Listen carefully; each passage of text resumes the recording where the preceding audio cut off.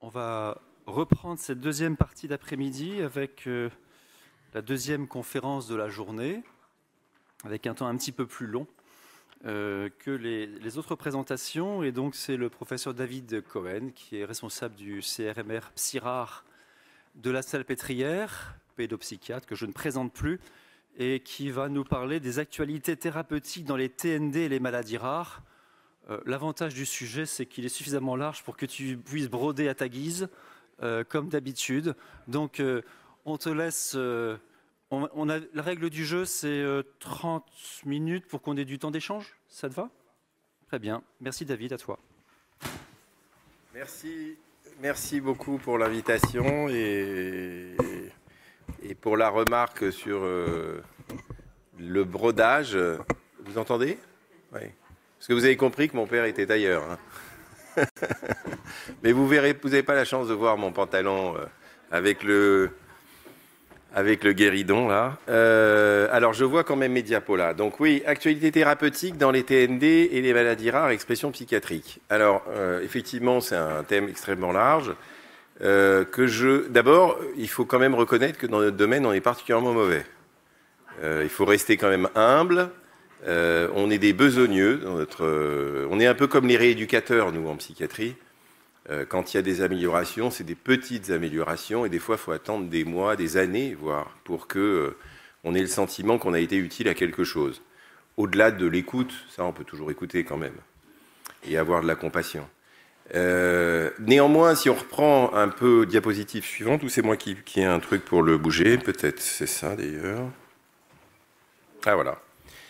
Ce que je vous propose, en fait, c'est de regarder un petit peu un syndrome quand même dans lequel il y a, je crois, eu des progrès, essentiellement grâce à sa reconnaissance clinique, qui est le syndrome catatonique. Alors, j'en avais déjà parlé, je crois, il y a quelques années à une journée, mais les choses sont suffisamment stabilisées, même si les études evidence-based sont rares, pour que le syndrome catatonique ait été isolé dans le DSM-5, pour qu'il soit plus facilement reconnu. Donc c'est quand même une forme de reconnaissance. Le deuxième point que je voulais évoquer avec vous, c'est la situation des molécules qui sont déjà connues et qu'on utilise dans des perspectives nouvelles. Alors, comme je ne voulais pas faire une conférence exclusivement de psychopharmacologie, normalement, si ça avait été le cas, je vous aurais aussi dit les abus de prescription qu'il y a dans nos domaines et qui sont quand même problématiques, parce que les enfants, les ados, les adultes ne vont pas mieux, mais alors par contre, ils prennent du poids, ils ont des effets secondaires, ils ont des machins, bref. Mais c'est pas ce qu'on m'a demandé, de faire que de la psychopharmacologie. Le troisième point que je voulais aborder avec vous, c'est la place des peptides. Alors, je ne détaillerai pas la question de l'ocytocine et Prader-Willi, parce que j'ai pas croisé Maïté, non, elle n'est pas là. Mais il y a certainement des gens de l'équipe de Toulouse. Donc c'est la grande spécialiste de la question. Je vais juste rappeler un ou deux points que j'ai pu explorer d'ailleurs grâce à elle. Et puis ensuite on parlera de l'ocytocine et l'autisme, mais également d'un autre peptide dans le syndrome ADNP. Et puis ce que je voudrais essayer aussi de discuter avec vous, c'est que les améliorations thérapeutiques, elles peuvent aussi, avec les outils qu'on a, se discuter dans une manière de hiérarchiser la clinique, et en particulier grâce à des analyses dimensionnelles individualisées. Ce n'est pas tout à fait l'analyse fonctionnelle, c'est un peu plus encore. Et je vais vous prendre un exemple avec les pathologies multidis, où aujourd'hui on a finalement une convergence d'anomalies génétiques qu'on trouve chez un certain nombre de patients qui n'ont pas d'autisme sévère ou franc, qui n'ont pas de déficience intellectuelle sévère ou franche, mais qui néanmoins ont des troubles du neurodéveloppement. Alors c'est rarement un seul, c'est souvent plusieurs, et c'est ces formes un petit peu légères, hybrides. Alors est-ce que c'est parce que les gènes ont des pénétrances variables? Est-ce que c'est... ça, j'ai pas la raison du pourquoi, du comment, mais ce qui m'intéresse là, du point de vue soin, c'est qu'on a quand même des propositions dans ces cas-là à faire. Et je vais vous discuter deux points qui sont les jeux sérieux, puisqu'on a des outils de nouvelles technologies. Alors là encore, il y a énormément d'applications qui existent dans nos champs, dans le handicap, dans l'autisme, etc. Donc là, il n'est pas question de parler d'applications, mais plutôt de jeux éducatifs qui se présentent comme des jeux, mais qui ont un agenda éducatif à l'intérieur et qui ont été médicalement validés. Parce que sinon, vous avez quasiment tout le commerce possible et imaginable à disposition. Et puis, on terminera quand même sur un sujet qui m'est très cher. Et je vous ferai une petite annonce à la fin, puisque Déficience est sponsor de l'exposition que j'organise en juin, Vulnérable. Sur la musicothérapie et l'autisme, puisque c'est un sujet qui a quand même fait, où il y a eu une très grosse étude internationale avec 8 pays, près de 400 sujets inclus, publiés dans le JAMA, donc c'est pas tous les jours qu'on a la psychiatrie qui est à l'honneur dans le JAMA. Et puis après, on aura fait nos 30 minutes. Hein. Alors, quelques mots sur le syndrome catatonique. C'est un syndrome qui associe des symptômes moteurs, psychiatriques et instinctuels. Je ne rentre pas dans les détails, hein, on pourra éventuellement s'il y a des questions. Il y a des échelles validées aussi bien chez l'enfant que chez l'adulte. On a, nous, validé par exemple l'échelle enfant, qui est légèrement différente de l'échelle adulte, c'est-à-dire qu'on a insisté sur les symptômes instinctuels également. Ce qui est déroutant cliniquement, c'est qu'on a dans les maladies rares génétiques et dans l'autisme et la déficience intellectuelle une surreprésentation de syndrome catatonique. C'est d'ailleurs également, non seulement le DSM-5 l'a isolé dans le DSM-5 en tant que tel, mais c'est aussi un spécifieur de l'autisme, enfin du trouble du spectre de l'autisme. Donc, ça je vous l'ai déjà dit, isolé dans le DSM-5. Alors, pourquoi il a été isolé? Parce qu'il y a des traitements spécifiques et qui sont différents de ce qui se fait habituellement, et en particulier les antipsychotiques. Ils ne sont même pas recommandés dans les syndromes catatoniques parce qu'ils peuvent induire des catatonies malignes. Et donc, le traitement, c'est benzodiazépine à haute dose ou électroconvulsivothérapie. En général, dans les formes résistantes aux benzodiazépines, parce que les benzodiazépines, c'est assez facile à utiliser. Donc, ce qu'il faut retenir aussi, et c'est pour ça qu'il nous intéresse quand on s'intéresse aux maladies rares, c'est que le syndrome catatonique, chez l'enfant et l'adolescent en tout cas, chez l'adulte, c'est pas tout à fait vrai, parce que vous avez beaucoup de syndrome catatonique dans les maladies bipolaires. Mais chez l'enfant, les maladies bipolaires sont exceptionnelles, et du coup, on a une surreprésentation de maladies organiques, puisque dans notre cohorte, qui est une des plus grandes, enfin des plus importantes au monde, on est actuellement à 20% de pathologies organiques, qui sont essentiellement des pathologies génétiques ou des pathologies inflammatoires auto-immunes, dont la plus connue est l'encéphalite NMDA. Alors, je ne sais pas pourquoi c'est la même couleur. Alors, donc on passe aux peptides, je crois là, c'est ça? Non, pardon, les molécules connues dans des perspectives nouvelles. Ah oui, c'est ça. Donc là, c'est juste pour rappeler une étude que Angèle Consoli a coordonnée avec Olivier Bonneau, qui était l'utilisation du topiramate, qui est une molécule bien connue des épileptologues. Nous, en psychiatrie, on l'utilisait essentiellement dans les troubles bipolaires, comme pas mal d'ailleurs d'antiépileptiques. Et puis, à un moment donné, on s'y est intéressé dans le syndrome de Prader-Willi, plutôt dans l'indication de l'hyperphagie. Et ce que vous voyez, alors les effect size sont faibles, mais c'est un essai qui a été fait en acceptant que des patients extrêmement obèses soient aussi hospitalisés en même temps où il y a un traitement comportemental. Donc forcément, pour montrer l'effet du médicament, vous montrez aussi l'effet du traitement comportemental connu. Mais en tout cas, en analyse multivariée, ce que l'on voit, c'est qu'il y a un effet significatif du topiramate par rapport au placebo, en particulier sur la dimension hyperphagique. On n'a pas eu de significativité sur la partie trouble du comportement. Alors, l'autre point que je voulais discuter avec vous, c'est l'utilisation de la Ritaline. Alors, la Ritaline, il y a une indication dans le TDAH, et jusqu'à présent, quand je dis jusqu'à présent, c'est-à-dire jusqu'au DSM-4, le TDAH ne faisait pas partie des troubles du neurodéveloppement. Donc il était classé dans ce qu'on appelle les troubles externalisés, avec les troubles oppositionnels et les troubles des conduites. Je le dis, même si on est dans une ambiance plutôt trouble du neurodéveloppement aujourd'hui, vu le public hein, et les intérêts des uns et des autres, le DSM-5, dans son introduction au chapitre TDAH, écrit noir sur blanc qu'il y avait autant d'arguments pour mettre le TDAH avec les troubles du neurodéveloppement que pour le laisser avec les troubles externalisés. Donc quand j'entends qu'on me dit scientifiquement, c'est sûr que c'est un trouble du neurodéveloppement parce que le DSM-5 l'a dit, je dis calmos, lisez quand même correctement le DSM-5. Néanmoins, il y a un certain nombre de troubles, quand on est dimensionnel, des fonctions exécutives que l'on voit dans un certain nombre de tableaux qui nous concernent. Et c'est vrai que la Ritaline peut être utile, mais elle a aussi des effets secondaires chez ces patients-là, et c'est souvent des petites doses qu'il faut utiliser. Alors, on a déjà eu des études, par exemple, je crois, dans la neurofibromatose de type 1, je pense que c'est d'ailleurs l'équipe de... Vous étiez associé peut-être, non et l'équipe de Trousseau aussi. Une jolie étude qui montrait qu'on pouvait, quand on avait stabilisé les épilepsies associées, utiliser la Ritaline sans aucun risque pour l'épilepsie. Donc tout ça, c'est tout à fait intéressant. Alors chez les patients qui, bien sûr, ont des difficultés attentionnelles ou des difficultés d'inhibition, il ne s'agit pas de prescrire hors indication cible.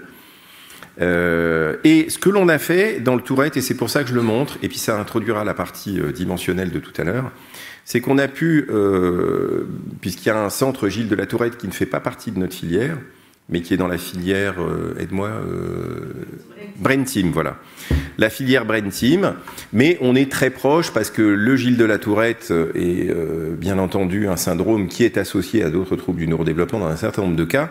Et donc on a pu faire des analyses en cluster de toute leur base de données de patients mineurs.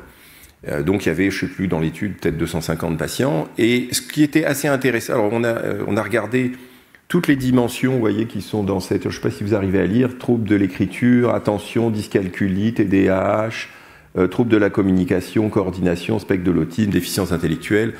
On a simplifié pour le papier parce qu'on aurait pu aller encore plus loin dans le grain. Mais grosso modo, on trouvait 3 clusters. Un cluster de Tourette pur. Paradoxalement, c'est ceux qui venaient consulter le plus tôt. Le centre quand même de niveau 3, donc ça en dit quand même long sur la difficulté à nos patients, à nous, d'aller consulter au bon endroit. Un deuxième cluster, qui est le cluster 1, qui correspond finalement aux pathologies intriquées, c'est-à-dire ils ont pas mal de troubles du neurodéveloppement, pas un seul comme le Tourette, mais d'autres également. Et c'est là où on voyait les pathologies les plus complexes. Et puis un cluster assez étonnant, le 3, où il y avait des troubles de l'écriture, des petites dyscalculies, un meilleur QI que les autres. Donc là, ils étaient plutôt autour de 110 en moyenne de QI. Et alors, ce qu'on a appelé des troubles de l'attention liés au tic, c'est-à-dire des troubles de l'attention qui sont liés à la charge cognitive qu'a l'enfant quand il doit contrôler ses tics à l'école. Et en fait, c'est pour ça que je plaide pour ne pas prescrire tout de suite la Ritaline, traiter d'abord les tics, regarder ce qui se passe, parce que certains enfants, quand ils n'ont plus à faire l'effort de contrôler leurs tics, eh ben, ils n'ont plus des problèmes de concentration, parce qu'en fait, ce n'étaient pas des vrais troubles de l'attention.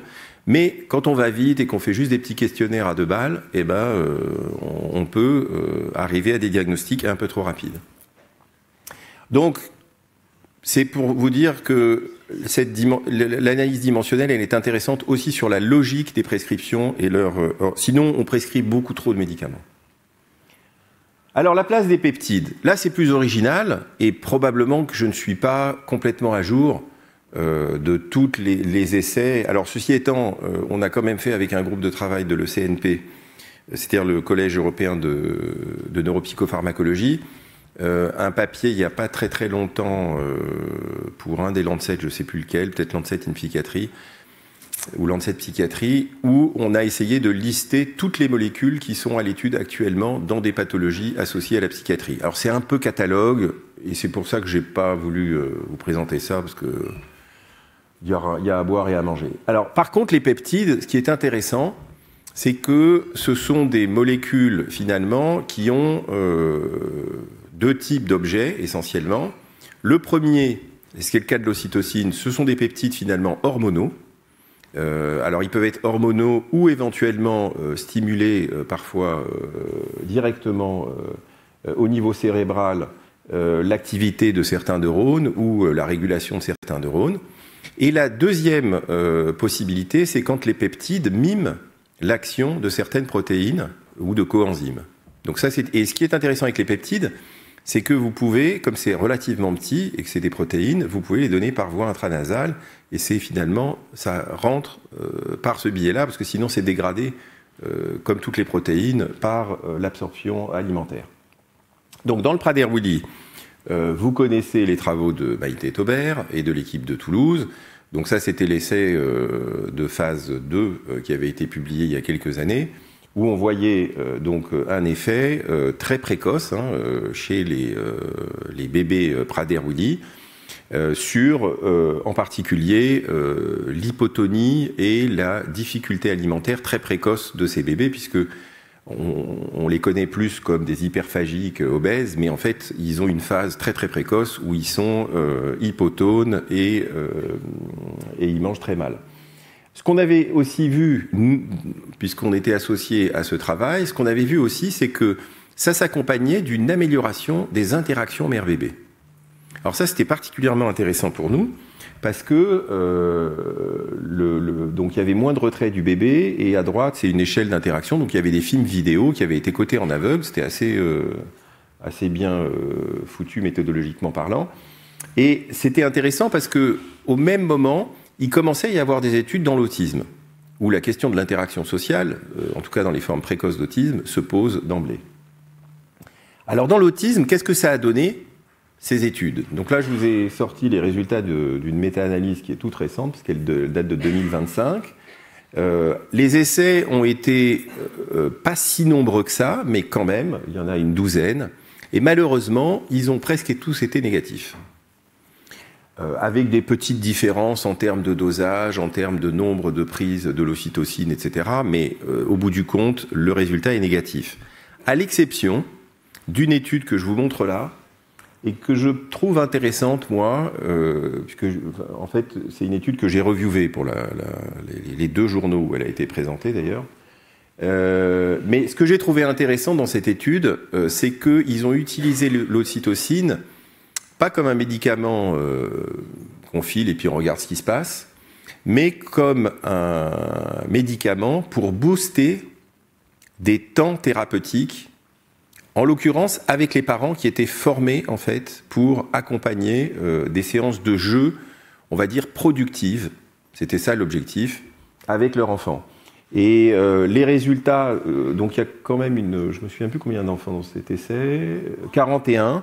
Alors c'est pas énorme, et en même temps je crois qu'il y avait une méthode de crossover. Donc, alors, on peut contester l'idée d'avoir utilisé un crossover dans ce type d'études, mais bon, je pense que comme c'est une équipe chinoise qui a fait l'étude, c'est certain qu'ils vont faire une énorme étude en Chine pour essayer de montrer si dans cet usage-là, qui est encore une fois potentialisé, ce qui est connu comme efficace, même modestement, dans la prise en charge des enfants autistes, qui est le travail, encore une fois, développemental et interactif.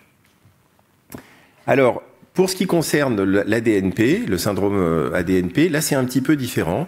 Donc c'est un autre peptide, je me tourne parce que j'arrive jamais à le dire, d'avunétide, qui est en fait un peptide qui mime la zone fonctionnelle de la protéine. Et il se trouve que dans les modèles animaux, c'est pas toujours le cas, le peptide suffit à conférer une activité aux protéines qui s'associent à l'ADNP. Et les modèles animaux sont assez spectaculaires pour montrer, dans les modèles déficients, avec et sans peptides, les différences de développement, en l'occurrence de souris et de rats, puisqu'on est dans les modèles animaux. Du coup, donc là, la collègue, qui est une chercheuse israélienne, Ilana Gozes, a donc déposé un brevet, et il va y avoir un essai, normalement, mondial, qui va démarrer pour ce peptide, dans le syndrome ADNP. Alors, c'est un essai qui est très compliqué à mener parce que il y a clairement un aspect développemental dans le syndrome, et que vous savez que quand on fait des essais médicamenteux, il faut toujours être vigilant aux effets secondaires aussi. Et du coup, la question c'est de savoir si on commence trop tard, est-ce qu'on verra quelque chose alors que le développement est déjà joué? Est-ce qu'il faut le commencer tôt? Donc il y a en ce moment des discussions avec la FDA, puisque c'est un essai mondial, c'est la FDA qui donnera le là. C'est aussi un enjeu financier, bien sûr, pour la start-up qui va conduire l'essai. Donc, normalement, on devrait avoir 2 sites en France. Donc, j'espère que dans quelques années, on aura des résultats sympathiques à présenter, au moins pour ce syndrome. Alors, l'analyse dimensionnelle individualisée, là, on change de registre. On n'est pas forcément Et donc ça, c'est un travail que je fais depuis des années avec mon camarade. Il est là, je ne sais pas où est-ce qu'il est assis, Jean, voilà au fond, Jean-Xavier, qui maintenant est à Poitiers, mais qu'on a démarré à l'époque où il s'occupait d'une des unités de jour de mon service. Donc c'est l'analyse dimensionnelle des troubles du neurodéveloppement. Parce que finalement, les troubles du neurodéveloppement s'inscrivent dans le développement et forcément les dimensions, elles interagissent entre elles. Il y a quelque chose qui est très présent dans les sciences cognitives et en neuropsychologie, c'est ce qu'on appelle le théorème de Fodor, qui suppose que les dimensions sont indépendantes entre elles. C'est vrai, mais c'est vrai jusqu'à un certain point.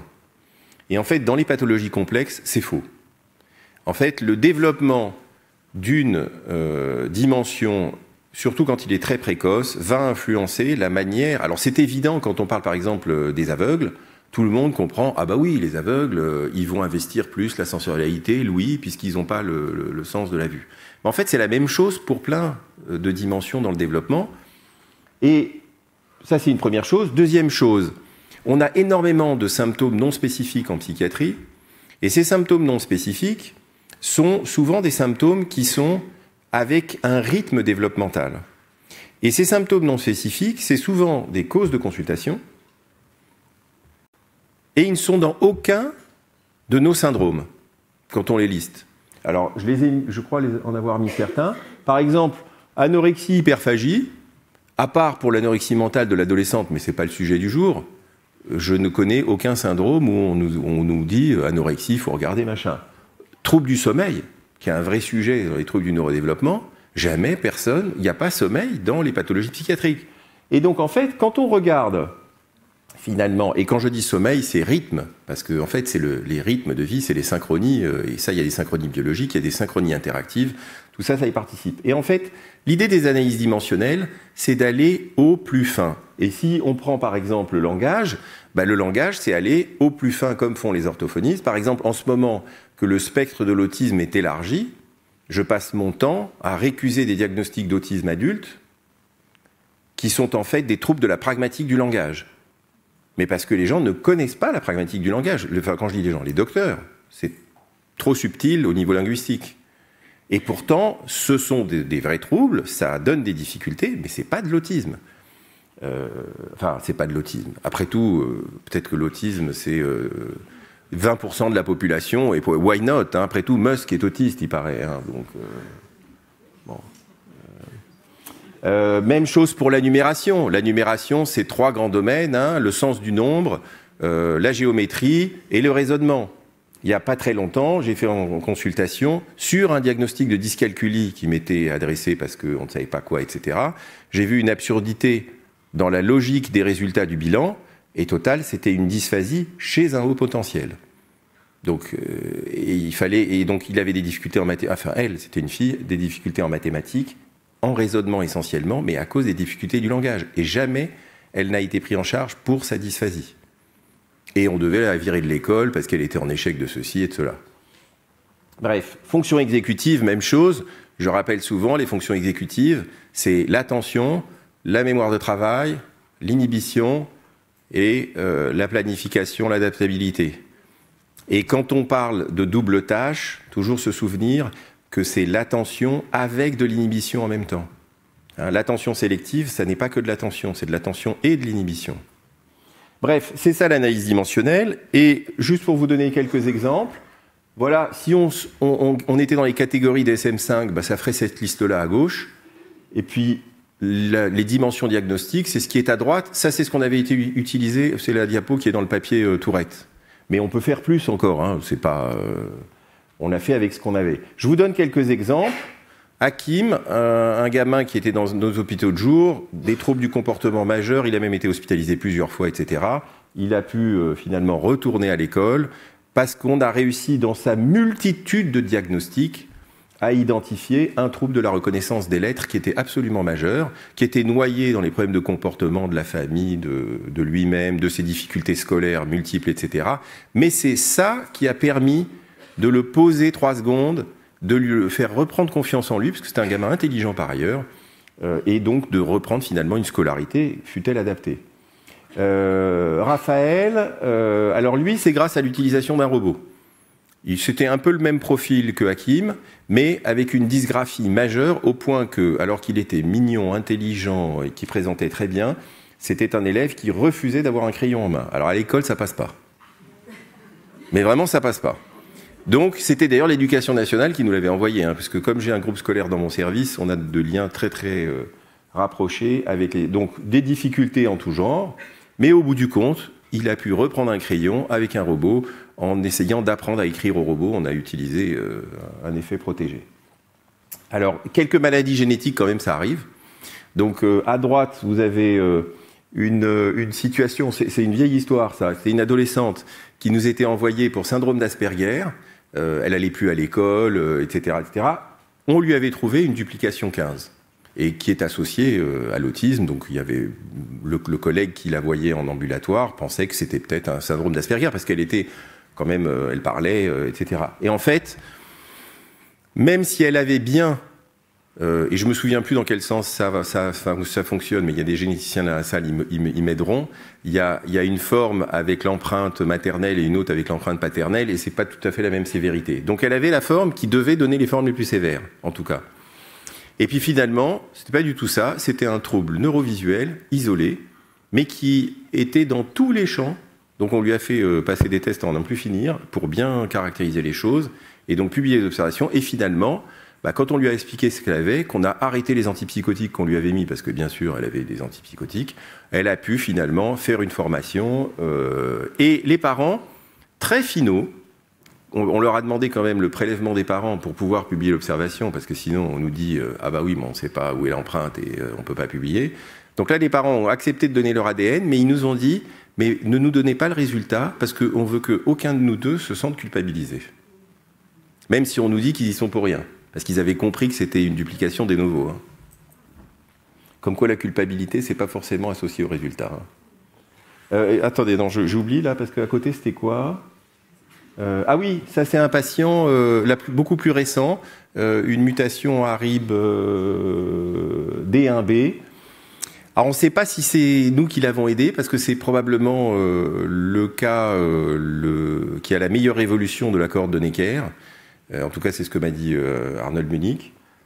Pour autant, il a pas du tout un tableau de déficience intellectuelle.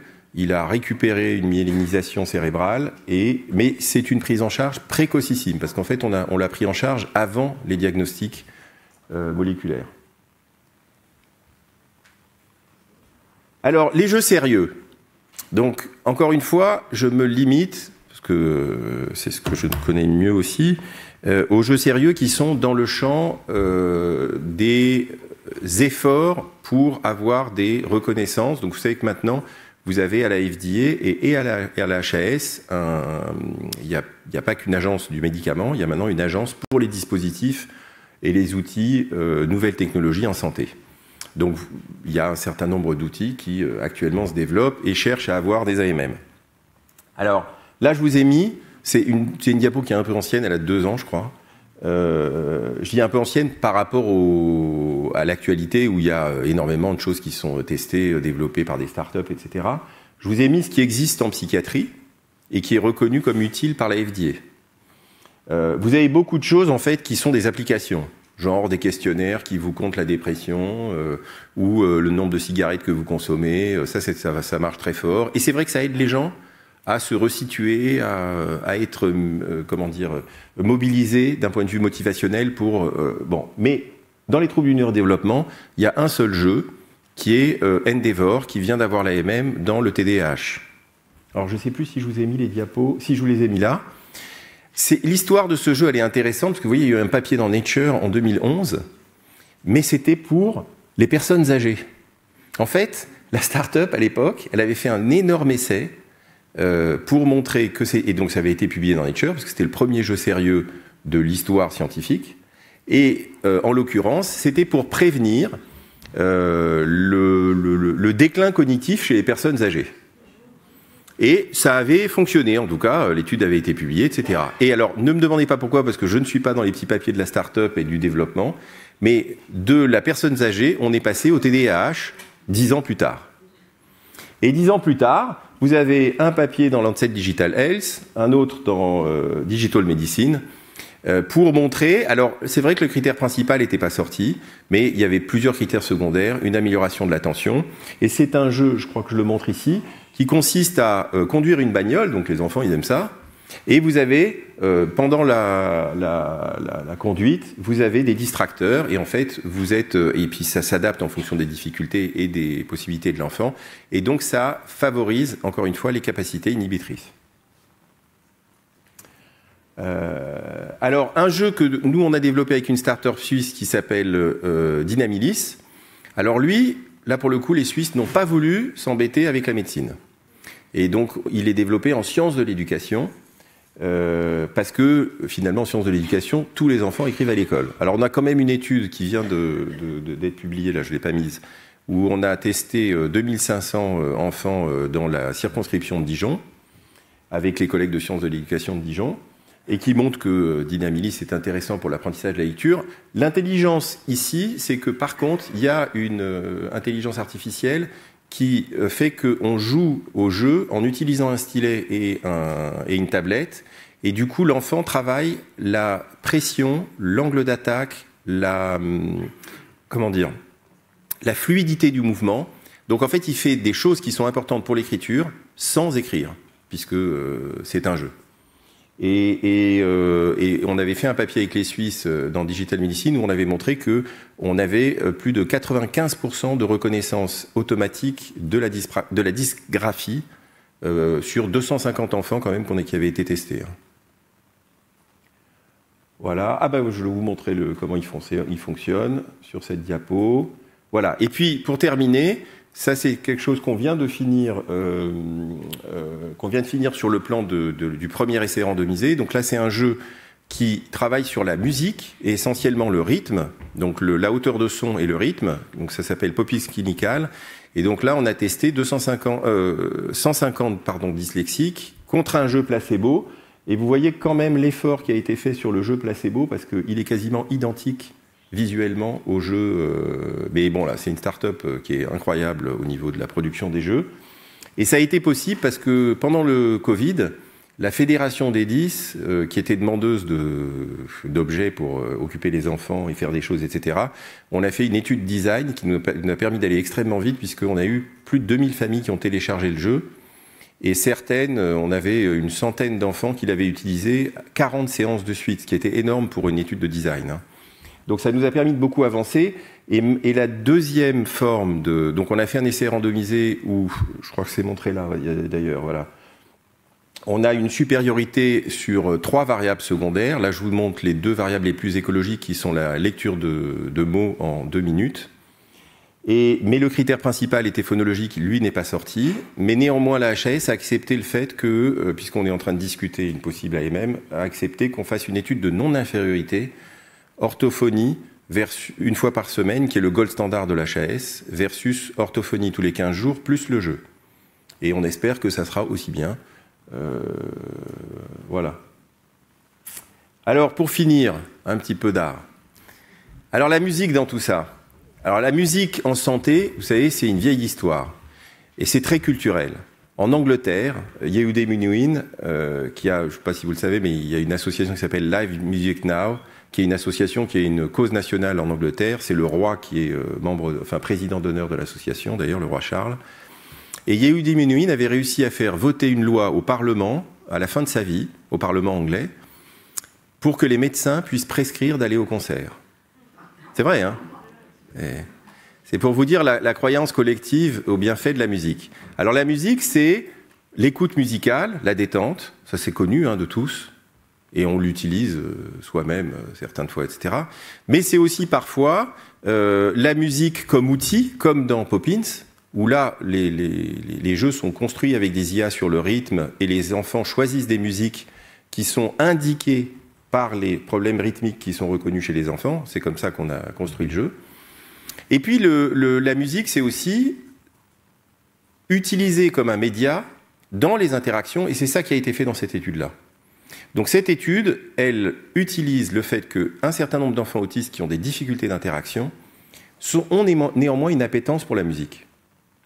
Et donc, l'idée, c'était de travailler, je crois que je l'ai mis d'ailleurs sur cette diapo, Ou c'était là? Non, c'était là.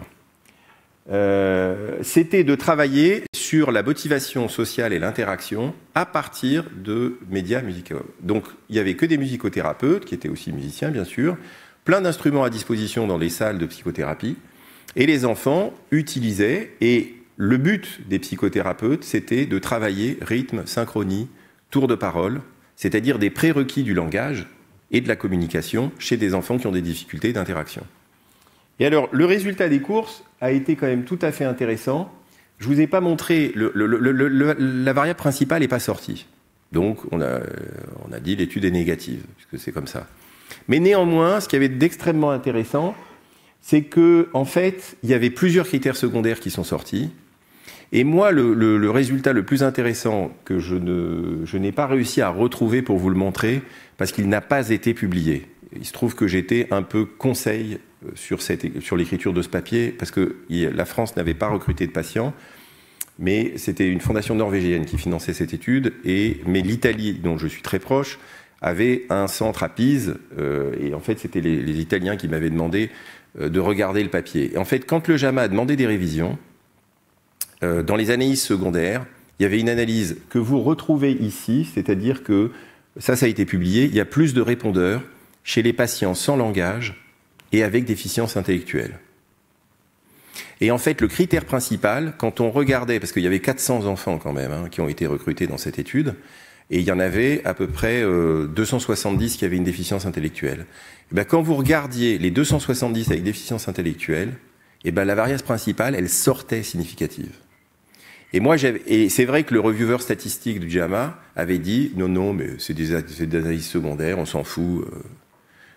Et moi, je leur avais dit, mais ok, faites plaisir aux reviewers statistiques, mais faites un supplément au moins en ligne que ça soit publié, pour que ça soit quelque part et qu'on puisse l'utiliser. Bah, ils ont eu trop peur d'être rejetés, donc ils ont fait exactement ce qu'a demandé le référé. Donc finalement, ils m'ont dit qu'ils écrivaient un article, mais les thésards ayant fini, les post-docs aussi, et dans ces cas-là, il n'y a plus personne pour écrire. Néanmoins, l'étude est quand même passionnante, et je trouve que c'est toujours intéressant quand on voit ce que dit la HAS sur les activités de cheval. J'aurais pu vous montrer aussi une étude, il y a une étude randomisée, équithérapie dans l'autisme de bas niveau, qui est tout à fait significative et intéressante.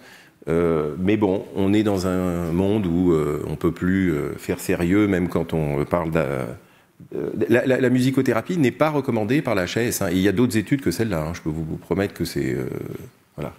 Alors pour finir, et après on ouvre les questions, j'aime bien la peinture et la sculpture, j'aime beaucoup la musique également, et donc j'organise, et je remercie la filière déficience d'être l'un des sponsors de cette exposition, qui va s'appeler Vulnérable, donc à la Salpêtrière, donc dans la chapelle Saint-Louis, qui est une grande chapelle.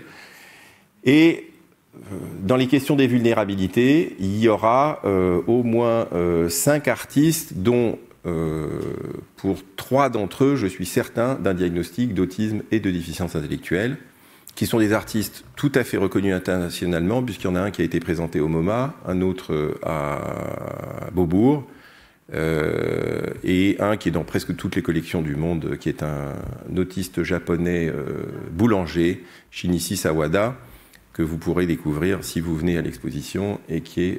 puis après, il y a quand même des têtes d'affiche, il y aura 2 grands du buffet prêtés par la Fondation Renaud, mais j'espère que vous viendrez nombreux. Merci de votre attention.